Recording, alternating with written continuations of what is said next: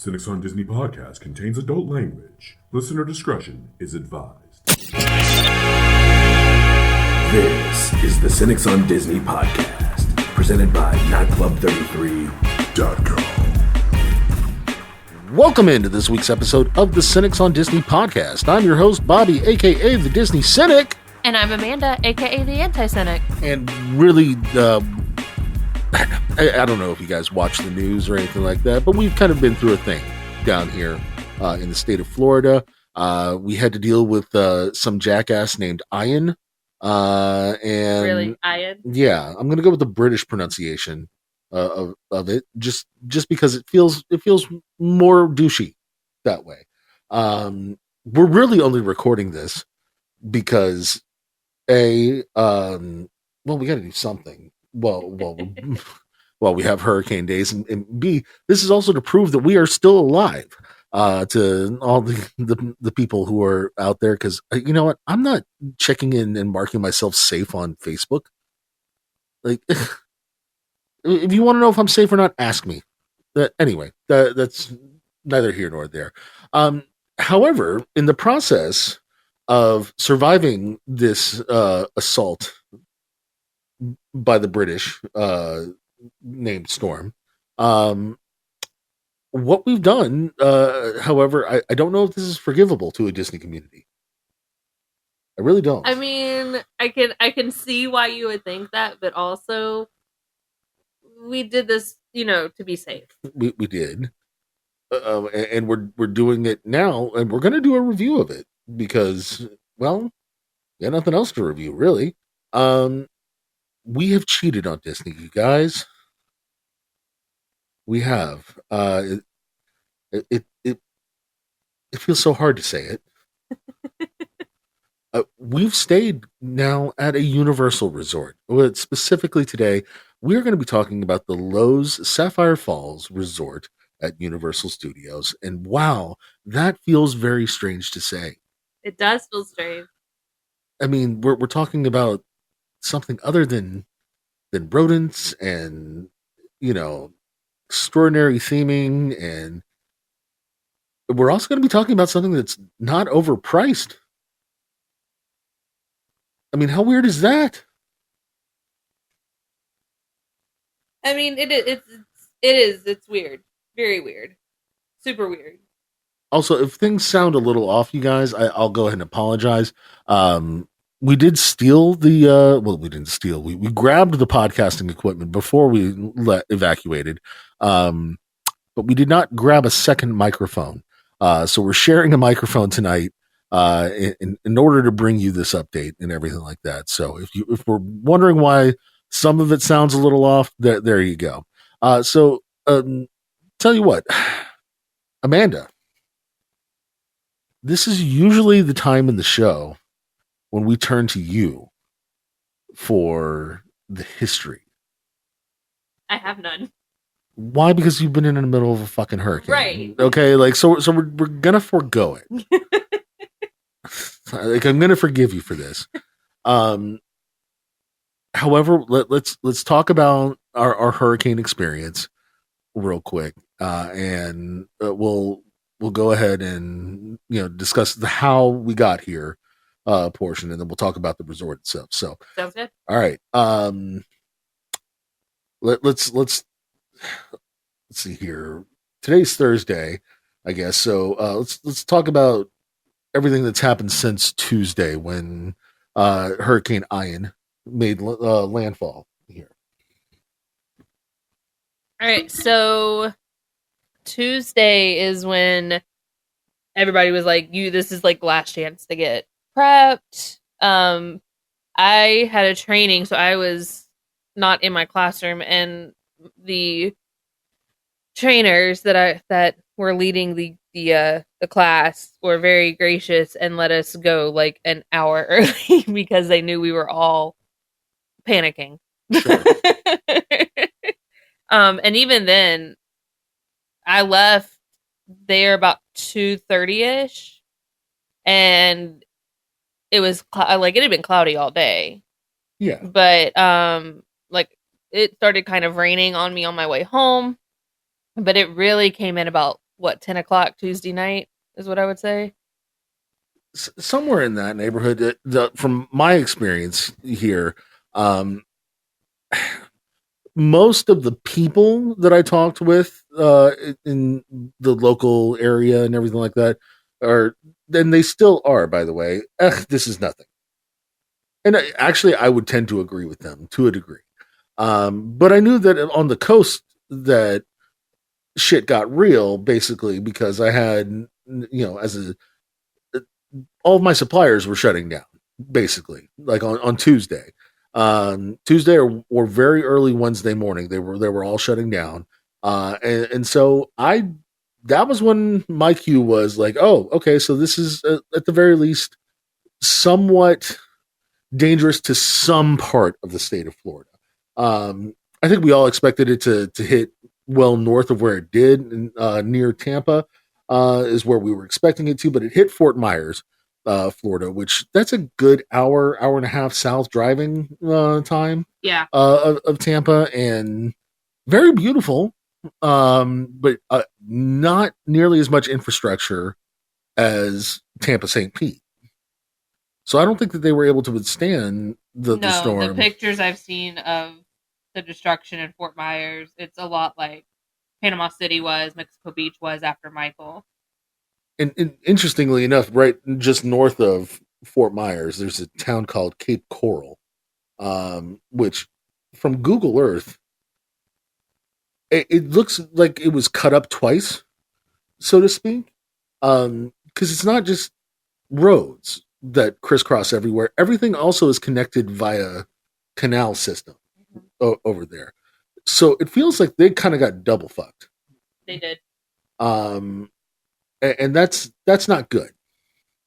I think one of the craziest things that I've seen pictures and video of, and something that I didn't really realize happened with hurricanes, is literally seeing the water sucked out of these places. Like somebody in, I believe it was Fort Myers, who had a place on the Gulf, like walked out Wednesday evening, something like that, and took video. There was no water in the Gulf of Mexico as far as you could see. Well, yeah, because it was low tide, but low tide during the middle of a hurricane is like the water gets just sucked out. Like you could walk on, and people were doing that in Tampa because the same thing happened in Tampa, and there were people who were actually like walking out on where the water was at some point. Yeah, because it wasn't there anymore. That seems silly, unless you're like looking for a lost ring that you swear to God you dropped there. 10 years ago and still haven't found the damn thing, and have been working with a metal detector and all that jazz. I would get. You know what? This is my chance. This is my chance to get to get that son of a bitch back. That I understand. Outside of that, I have zero inclination to go out into the middle of what should be covered land. Mostly because I don't trust the structural integrity of it. What should be the ocean, right? That's just me. So of course we got what I'm going to call lectures of love. Sounds right. Yeah. Sounds right. I have a job. I can't just leave. I have to check in every morning during this whole thing at 7:00 in the morning to see what's what. We are a home services company. So, that is our primary mission. And you know what? During the middle of a storm, if you have power and you don't have air conditioning, that can be a health hazard. So, things like that, I understand why we're needed and everything like that. Doesn't make it any less scary of a situation for us to go through. And because we got lectures of love from both of our parents, and what I mean by that is, get the fuck out of there, I think was one quote from one of our parents. Definitely yours, not mine. What we decided to do was kind of a compromise. if we did not have this guy who is, go ahead and breathe in the microphone. Go ahead. No, you're there. Now you don't want to do anything? Now he doesn't want to actually get in here and make his presence known on microphone. If we didn't have Cooper, we would have just gone to Disney. There's no doubt, right? Right. I mean, that's just our normal thing. But because we had Cooper, Disney doesn't bring dogs in. They may under special circumstances for certain resorts, but I do not have $700 laying around to maybe get in over at Yacht Club for a night. You know what I mean? And so what that led to was us looking over at Universal. Because just like Disney, it's... Oh, now you talk. If you're going to do it, say it into the microphone. Nothing? But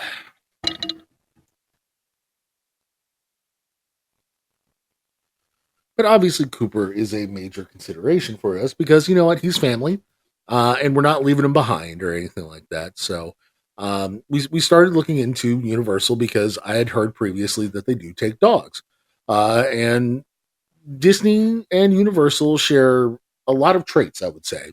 One of them, I believe, is that they are built to withstand a nuclear bomb. At the very least, a significant storm. Definitely a significant storm. Oh, yeah. I do kind of think that, if a nuke goes off, we'll still have the Magic Kingdom. That is possible. We might have the Hall of Presidents still. I'm not sure. I do know that, though, that, because Disney didn't allow dogs and because I kind of felt comfortable with it, I said, fuck it, let's go to Universal. We started looking. Had we known like the full story with Universal, which is apparently if it doesn't matter during a hurricane, they'll just... So let me preface this by saying that there are certain hotels at Universal that always take dogs. Right. And we are staying at one of those hotels. However, had we known that because of the circumstances of a hurricane, that all of the hotels were going to take dogs, even the ones that normally don't, we probably would have booked another Universal hotel. There was different options out there. And by the way, for you guys who are listening, y'all are going to be fucking blown away by some of this shit. Okay. So first things first, not everybody gets this rate. Okay. The people who do are Florida residents. So there is a Florida resident discount. Amanda, what was the first one that you looked at?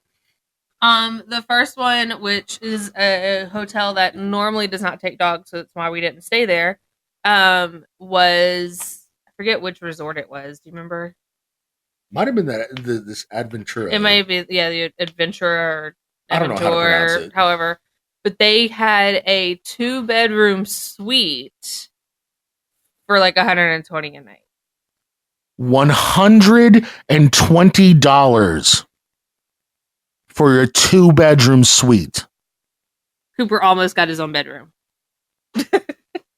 Are you fucking kidding me? $120 for a 2-bedroom suite. I'm blown away. I'm blown away. I mean, I am too, because even though I think even the the regular rate was maybe $100 more. Maybe. I mean, what? Okay. Well, like we said, we didn't think we could bring Cooper to that particular resort, so we made sure that we went and stayed at a dog-friendly one. So we ended up staying at the Lowe's Sapphire Falls Resort, which is actually right next door to the Aventura Resort. Yeah, it shares a parking lot. Actually, this is actually pertinent to the hurricane situation. It shares a parking deck, which that's that's kind of key for a hurricane, because now I don't have to worry about my car getting crashed on by a palm tree or something like that, or being blown about because of a strong gust of wind. And that was ever more so comforting. Guess who doesn't have parking decks, you guys? At the resorts, anyway. Right. Disney. So screw it. We booked the room. We got here. Valet, you either have to pay for self-parking, which was $27 a night, or valet parking, which was $36. Okay. 33. Okay, you got me. I'll pay the extra $6 for valet. Cool. Whatever. That's fine. The room itself, the room rate that we ended up paying was $164 a night, which this resort I would put on par with Coronado Springs, just in terms of where it sits in the pantheon of the available resorts. It's definitely one of the top moderates over at Universal, but it's definitely not the most expensive resort that's out there. It has similar amenities to Coronado Springs. This pool, I'm telling you, like it's a gorgeous pool. It's not even just that it's a regular pool that's just beautiful. No, it's an actual beach pool. Like there's sand everywhere. That is very interesting to me as a potential guest, if I'm being honest. On top of that, I think we all know that Disney is known for theming, right? Right. They're very in your face about it, too. If you say American Southwest as the theme, they are gonna slap you in the face of it with a piñata and a sombrero. And then after they get done slapping you in the face with a piñata and a sombrero, they're also going to throw a Disney character in there as well for good measure. And it's going to be assigned to that specific resort. And, over at Coronado, I'm sure it's Donald, because for some reason Donald is associated with the Mexican pavilion over at Epcot. Which I don't really understand that one, but whatever. It's fine. It's not like his name is Donald Maillard. That's pretty funny.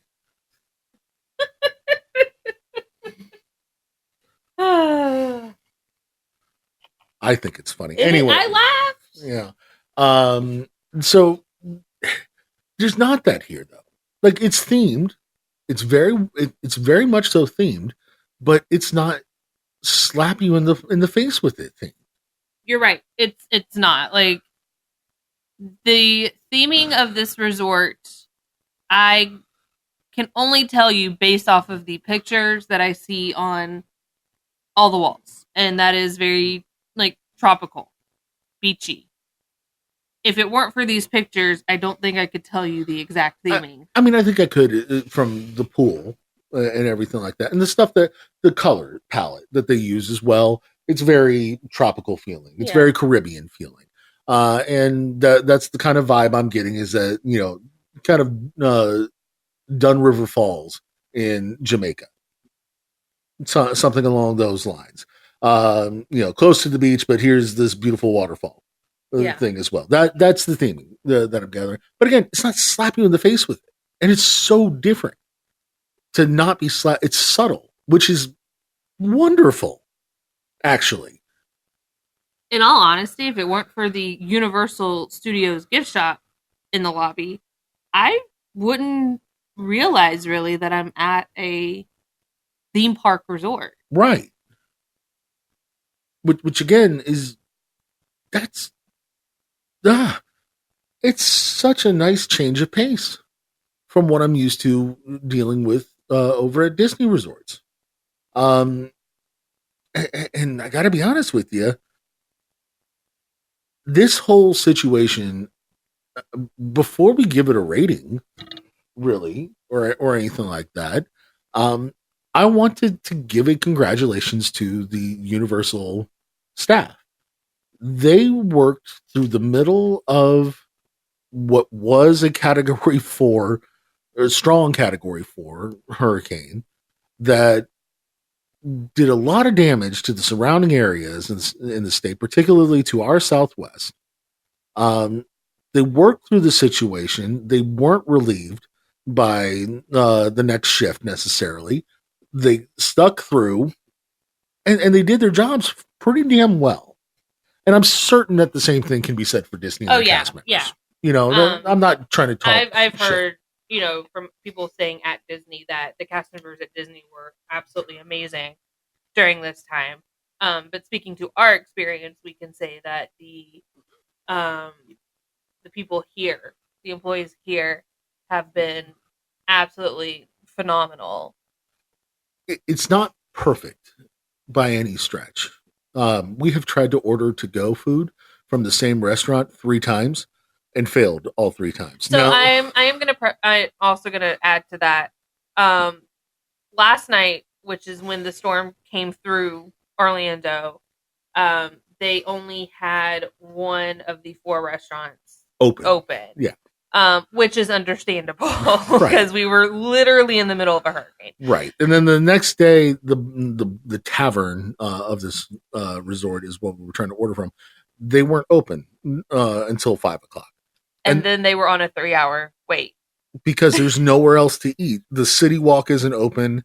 The theme parks aren't open. So all the guests who would be, generally speaking, out and about doing Universal shit, they were stuck in their hotel rooms. Perfectly understandable and reasonable. I wanted chicken tenders, and damn it, you know what? The reason why I wanted chicken tenders? Why? You know how much they were on the menu? It's going to shock you. $10. What? $10. This is the thing, guys. This is the thing that's like, it's blowing me away.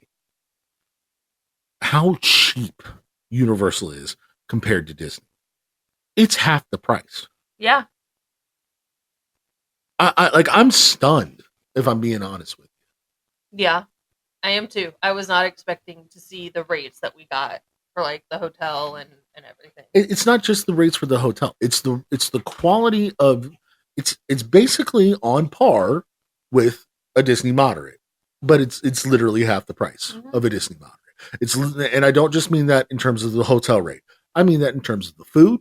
I mean that in terms of, gift shop shit. I mean that in terms of everything that I have encountered here. It's literally the vending machines, for God's sake. Also, in the resorts, in the 2 resorts that we've been to, because we did walk over to the Adventura Resort as well. I know Disney has Starbucks in the parks. They have Starbucks in the resorts. Huge change of pace for her. Doesn't matter to me, but huge change of pace for her. So yeah, good on her, I guess. But I'm blown away. Yeah, and not just because it's fucking windy outside. It's still windy. Like, I'm looking out the window right now. It's still windy. Jim Cantori would be blown away by this, and that man got inside of one of those indoor skydiving things that didn't budge. I think, because he's so used to... He was knocked down by a tree limb on TV yesterday. Oh, was he? Yeah. It finally caught up to him. Huh? It hit him in the leg, and he fell, but he got right back up. Listen, I got to be honest with you. I've been saying this for the longest time. The reason why my first major in college was journalism. And I didn't really know exactly what I wanted to do with it. I kind of wanted to do sports journalism, but in the back of my head, what I always wanted to be was Jim Cantori. And go ahead, ask me why. Why would I want to be Jim Cantori? I think I know the answer, but why did you want to be Jim Cantori? Because that man has the best job on the face of the planet. Okay.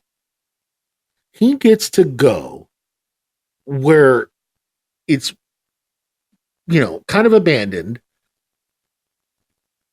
and stay in nice ass hotels that are miraculously still open, stand under an awning of some kind, and tell someone back in a studio the most obvious fucking thing in the world. It's windy. It's raining. It's raining sideways because it's so windy. That's his job. He gets paid he gets paid whatever he gets paid. I'm sure it's six figures, to do this. Well, he also puts him he's in very dangerous condition. For those of you who don't know who Jim Cantore is, he's the guy that stands out in the middle of the hurricane and says, "It's really windy, Tom." Also, if he's also the person that makes every Floridian absolutely scared of whatever storm is coming, because Floridians are fine until he shows up in your town, because he only shows up at the worst spot, in the place that's going to get hit the worst. Right. So, although I think he got it wrong this time. I think he was in Clearwater. He was in Clearwater, yeah. So there's that. But let's talk about the actual room itself here. I would say it's a little larger than your standard Holiday Inn. Yeah. We recently had the chance to tour the updated rooms over at the Polynesian Resort. It's a little smaller than the Polynesian, in that it doesn't have two bathrooms to get ready, but it does have one big ass bathroom to get ready. Mm-hmm. It has a separated vanity. It has a barn door to close off the bathroom, which is odd. Yeah, I'm not a fan of that. Yeah, there's no lock on there. So, and there's a gap. Well, there's a gap for the dog. There's not a gap for another person. Right, but it's enough to where I see an eye.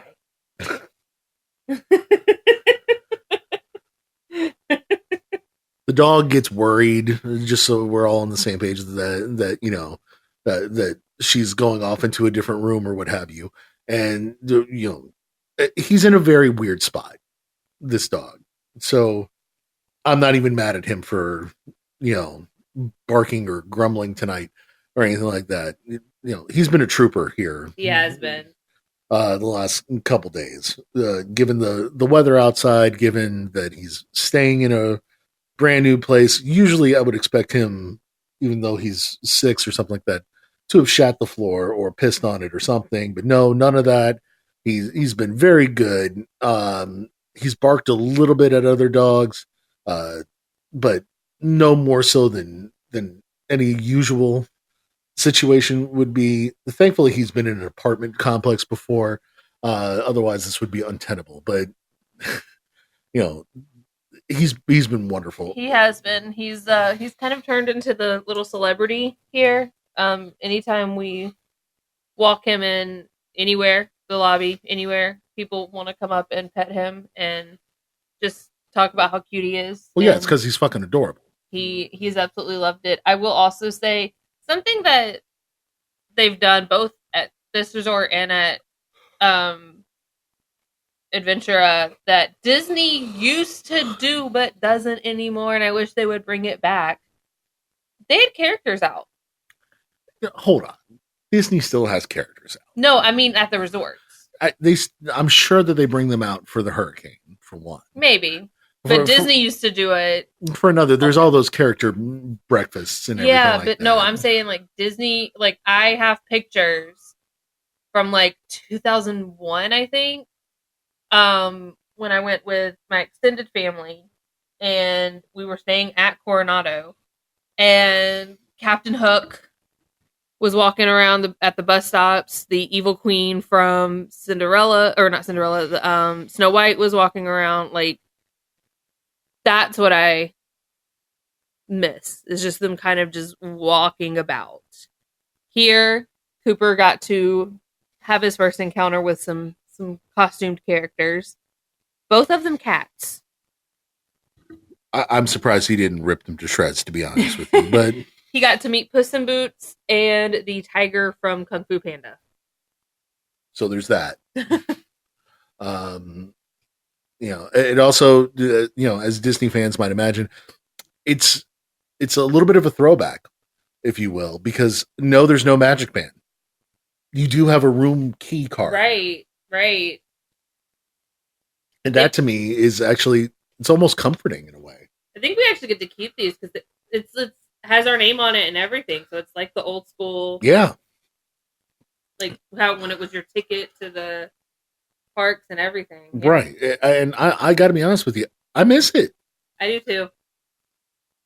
I do. I'm a little bit, this is kind of like a nice little throwback, not weekend, but 2-day adventure for us. Yeah. To have some, like, I think we should talk Disney versus Universal here, in a minute, but let's finish up, I guess, like our thoughts on the resort and the room and everything like that. The beds are not the biggest. They fall into what I call the Disney double category, which is, they claim a queen, but it's not really a queen because it's not wide enough to be a queen. It's very clearly like a double or a full bed, but they're not uncomfortable. No, they're not. Like, usually when I encounter the Disney double, it's a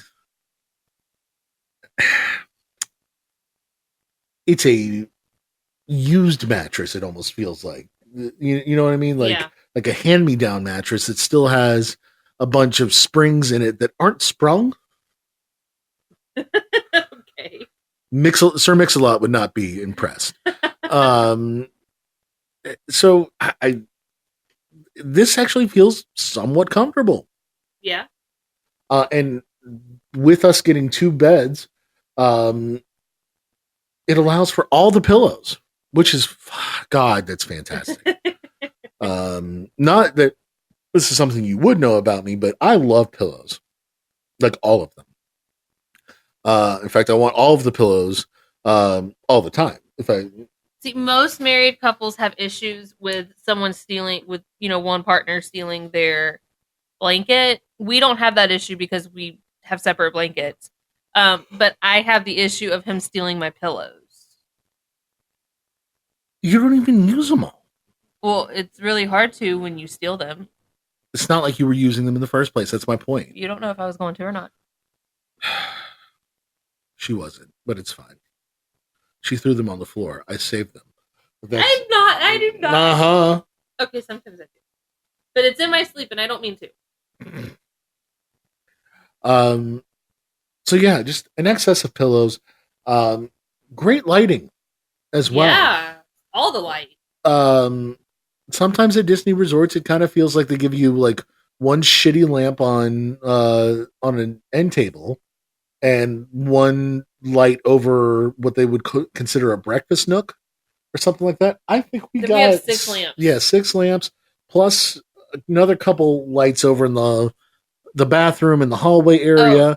And there's this is the coolest thing. Well, second coolest thing that I've ever encountered with a mirror in a bathroom. The mirror lights up. There's a button on the mirror itself. It's so cool. I want one. Yeah, the only thing cooler that I've ever experienced was at a W resort or a W hotel, and they had a TV in the mirror, and that was fantastic. Yeah. But like, this is definitely the second best thing that's ever come into mirror technology. So yeah, this, like, I'm shocked. I'm in awe. I am. I got to be honest. I'm blown away by the quality over at Universal. I always kind of thought it was slumming it if you were going to do Universal. Well, that's how it's always kind of been portrayed, especially in the Disney community. Yeah. And it's not. No, not at all. We're not even like at the nicest resort here. Like, I want to see the nicest resort now, just to see what it's like. Yeah. I mean, does it compare to the Grand Floridians and the Rivieras and the Contemporaries and Polynesians and all that jazz? I mean, like, I don't look. I got to be honest with you. Disney has like slipped so much here in the last I guess 7 years since Bobby Paycheck took over the Disney parks side of things. That it Universal's caught up, you guys. They have very much so caught up. I gotta be honest. You know what? Let's just do this. Okay. All right. On a scale of 1 to 5 sapphires, how many falls are you giving this resort? I'm giving it 5. Damn, that's impressive. I've just been blown away, as you have been saying. Like, this is an extremely nice resort. I mean, and this is even for not being able to see all of the areas, just because, again, hurricane. So like, we've seen the pool, but we can't go out to it because obviously it's closed. But yeah, like, and not only that, the fact that they take dogs, and the fact that they've been so, so good to our Cooper, has been just, yeah, I'm blown away. I love it. All right. So I'm going to give it a 4.5. Okay. And you can give it a 5. Okay. It's only because I've wanted to try the $10 chicken fingers to see if they are like top quality chicken fingers or if they're shitty. Like, that's the thing.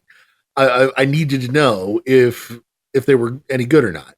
And I've not been able to find that out, which is disappointing. Also, because things are closed, I can't definitively say they're awesome or not.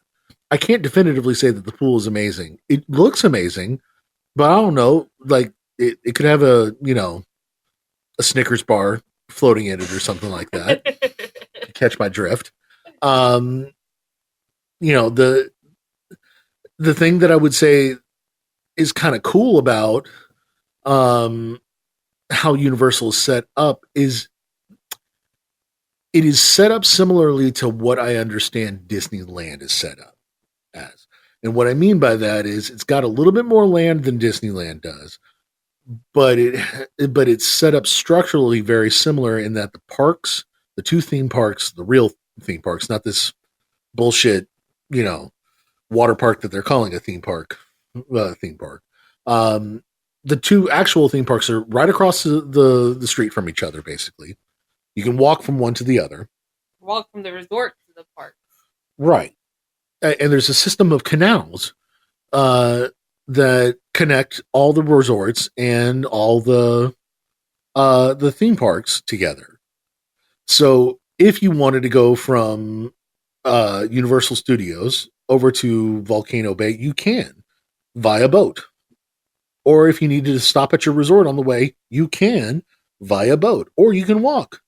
And it's not that far of a walk. No, it's not. It's a shorter walk for us to go from our room to Islands of Adventure than it is for Boardwalk guests to walk over to Hollywood Studios. Yep. I did the mileage. Yeah. It's 0.44 miles to Islands of Adventure from where we are, and from like the middle of Boardwalk, it's like 0.67. Okay. So weirdly enough, like it's a shorter walk to these theme parks. Like I said, I'm kind of blown away by all of this. This is very much a throwback to a Disney bygone era. Yeah.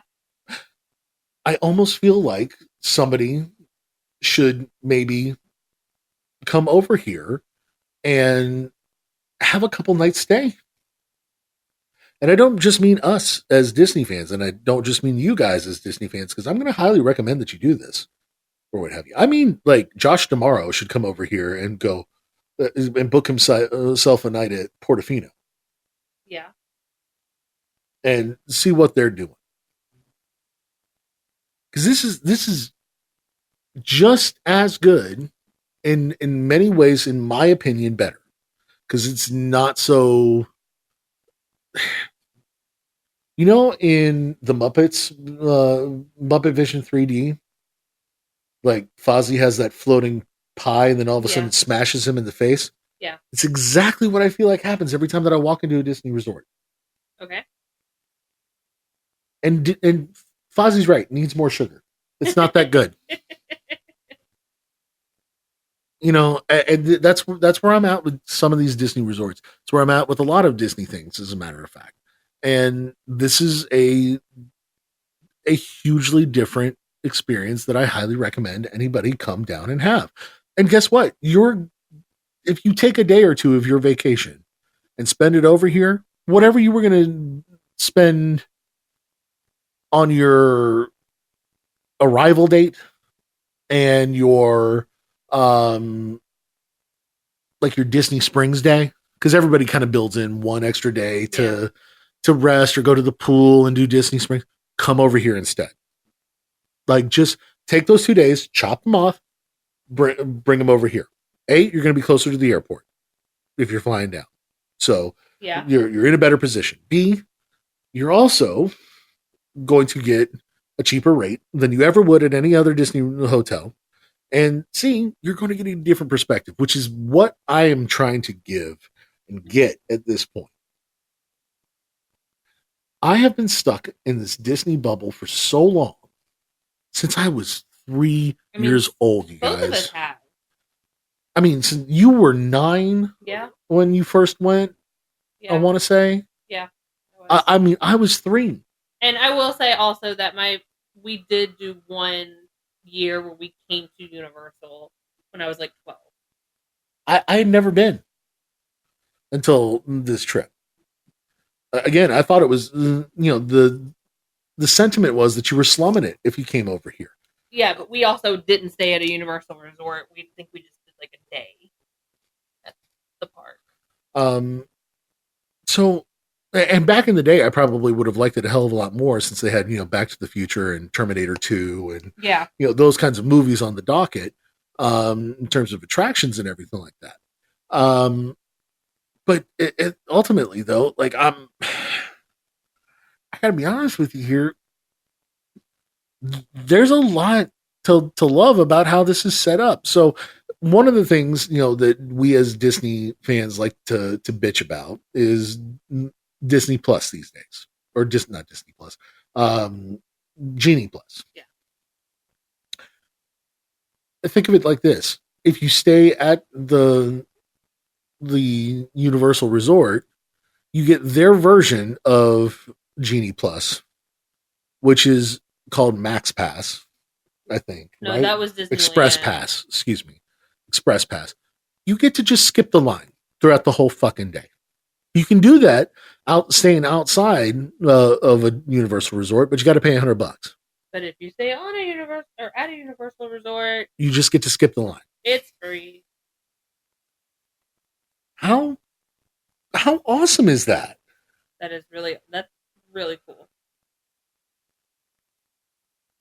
And not for nothing, there's some killer fucking attractions over here, guys. It's not like, it's a dumpster fire of They have the Jurassic World Velocicoaster that's supposed to be the fastest one in the state of Florida. Yeah. That's not shabby. I mean, I gotta be honest with you. Like, and they've got all the Marvel characters. Yeah. So if you're into that, now it's not the MCU. Okay, so don't expect Chris Evans to show up or something like that. But and there's a Spider-Man attraction, but it's a completely different Spider-Man altogether. Just like Into the Spider-Verse or whatever. Yeah. I will say this, because I know that those of you that are not here are probably wondering about damage to theme parks and such, especially if you have a vacation coming up. We should say, though, that we're recording this on Thursday before the Monday that it's actually Thursday, September 29th. So additional damage may be reported between now and its release on Mondays. So go ahead. But Disney, I think, suffered kind of minor damage. I haven't heard any reports to the theme parks, and the reports coming from the resorts, it's been like just minor stuff. Universal, however, and Disney is planning to reopen tomorrow, which will be Friday, September 30th. Universal, however, does not have a reopening date because they did get hit pretty hard here. Now, ironically, one of the places that they did get hit hard was the Jurassic Park area of the theme park. It was the river ride. That building now has a hole in it. That's how the dinosaurs got out in the movie, you guys. And I swear to God, if Newman was running the IT for Jurassic Park today, and that's what happened, like we may need to run. Well, we've been okay so far. I haven't seen dinosaurs. I've not seen a Tyrannosaurus Rex yet, although I can assure you, if I hear a thumping noise, like we're getting up and running. Also, the Hulk coasters underwater and Hagrid's motorbike roller coaster has apparently suffered damage as well. Is it Hagrid or Haggard? Hagrid. And this is after the country singer, right? Merle Hagrid? No. No? I'm confused. It's a Harry Potter thing. Hagrid is a Harry Potter character. I'm sorry. Why is he hairy? Does he not trim or shave or anything? I mean, he's a very large, hairy man. I don't know what to tell you. But is he just like someone who creates pottery that he just happens to be so hairy? Is that why he's No. Okay. It sounds like a really shitty franchise if you ask me. Anyway. So there we have it, guys. You now have a call to action, if you will. We finally did it. We finally cheated on Disney. And did I feel weird about it at first? Yup. I felt weird about it. Felt a lot less weird about it as time has gone on. And there are a lot of differences between Disney and Universal that we can get into. There is actual like movie ordering services in like here. you can order, obviously not Disney movies, but Yeah. But if I, if not for the fact that I already bought Top Gun on Apple TV, I can assure you that I would have bought Top Gun here to watch as a comfort. Instead, we've been watching HGTV. Right. Because we're white. Let's just be real. This is it's so different and yet it's like taking the best of Disney and then adding in the best of the outside world as well. Yeah. And just making things a little bit more subtle. Now, obviously, our experience is checkered by the fact that we just had a natural disaster hit our hometown. We're safe. We're thankful for these people for keeping us safe. And we're thankful for these people for taking in our dog. Because not every resort, literally the one that we're used to staying at, not every one of them does that. So we're very thankful and appreciative of Universal for doing such a thing. But like I said, this is a very refreshing kind of a stay. It is. And I'm glad that we had this experience.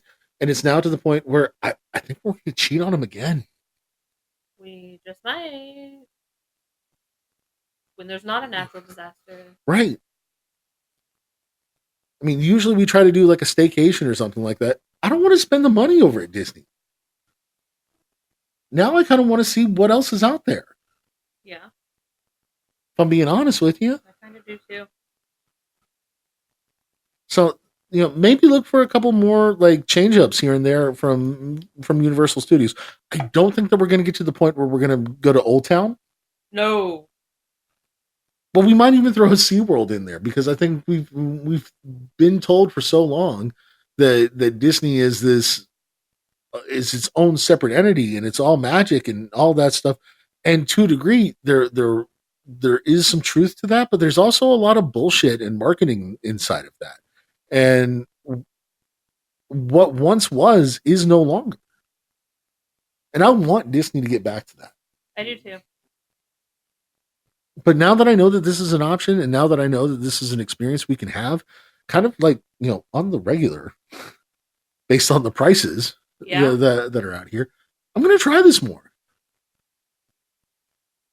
I am. And you know what? I'm going to compare notes. Yeah. So, that's just us. So look for more of that here in the future, and me being even more cynical about Disney because now I have something to compare it to. Yeah, you do. So there's that, you guys. Far be it from me to beg, but I'm going to. We just recorded a show in the midst of a natural disaster.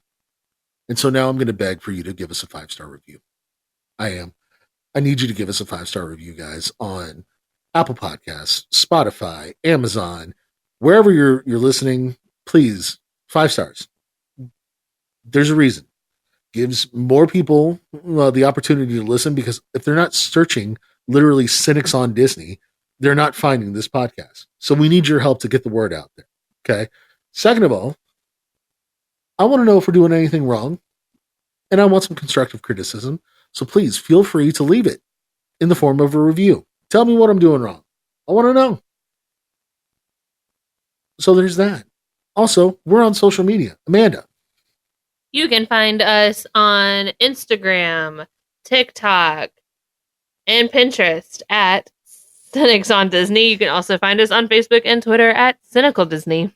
And of course, this entire podcast was brought to you by NotClub33.com, where you can find the latest and greatest updates, which includes, but is not limited to, of course, the Notcast, which I'm a part of, released every Friday at 4 p.m. Magic Kingdom time.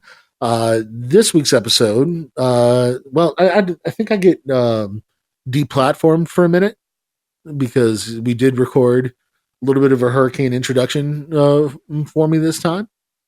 We'll see. I don't know. But anyway, make sure that you're looking out for us this upcoming Friday over at notclub33.com and on YouTube. Guys, we appreciate you listening. And, if you do feel compelled, there are numerous charitable organizations out there. I want to say that we, as a family, honestly, we're very lucky. The power is still on at our home. The internet is still on at our home. And we know this because we have a Furbo camera that we would usually use to spy on the dog. But we, are using to check on the house to make sure that everything is okay. And so far, so good. Everything is wonderful over at the house. Turns out that if we had been there, we would have survived it just fine. That's not the case for I'm going to go and say millions of people in the state. So if you are a charitable person and you do feel compelled to give, please do not suggest in any way, shape, or form giving to us. Give to the people in need. There's going to be plenty of GoFundMes and plenty of other ways to donate, but obviously also the Red Cross. There's also the Florida Disaster Fund that you can donate to as well. And that one in particular, is good about giving people reimbursements for hotels and that kind of stuff if they're displaced. So that's a good one to donate to. We want to make sure that you have that opportunity. In the meantime, guys, thank you so much for listening. We genuinely appreciate it. And we want you guys to have yourselves a magical, until next time, fucking day.